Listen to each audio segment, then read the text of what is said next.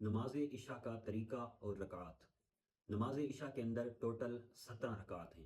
سب سے پہلے 4 سنت، اس کے بعد 4 فرض، پھر 2 سنت مؤکدہ، اور اس کے بعد 2 نفل، پھر 3 وتر، اور آخر میں 2 نفل۔ تو یہ ٹوٹل 17 رکعات ہیں نماز عشاء کی۔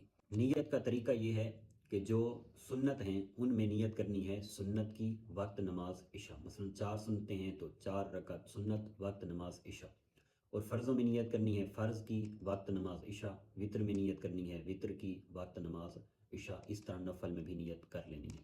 وطر کے پڑھنے کا طریقہ یہ ہے، وطر کے اندر ٹوٹل 3 رکعات ہیں۔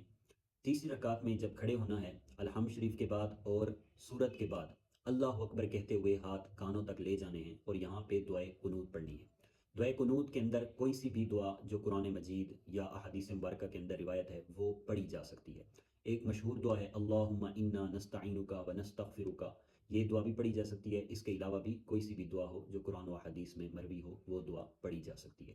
یہ دعا پڑھنے کے بعد اللہ اکبر کر کے باقاعدہ رکوع اور سجود کر کے اس طرح نماز آگے مکمل کرنی ہے۔ اس میں جو سب سے پہلے 4 رکعت سنت غیر مؤکدہ ہیں اس کے پڑھنے کا طریقہ یہ ہے کہ اس میں پہلی رکعت کے اندر سبحانک اللہم اور اس کے بعد الحمدللہ اور سورت ملانی ہے۔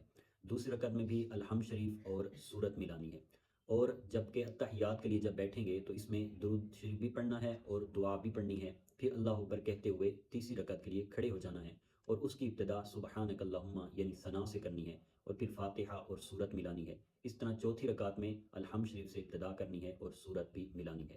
اور فرضوں کے اندر یاد رکھیں جب 4 فرض پڑھے جاتے ہیں تو اس میں پہلی اور دوسری رکعت میں الحمد شریف کے ساتھ سورت بھی ملائی جاتی ہے، لیکن تیسری اور چوتھی رکعت کے اندر صرف الحمد شریف پڑھی جاتی ہے، سورت نہیں ملائی جاتی۔ البتہ اگر کوئی ملا بھی لیتا ہے تو نماز میں اس پہ کوئی اثر نہیں پڑے گا، البتہ امام صاحب کو اس سے منع کیا جائے گا اگر لوگوں کو اس سے تکلیف ہو، کھڑے ہونے میں ان کے اوپر یہ گراں گزرے۔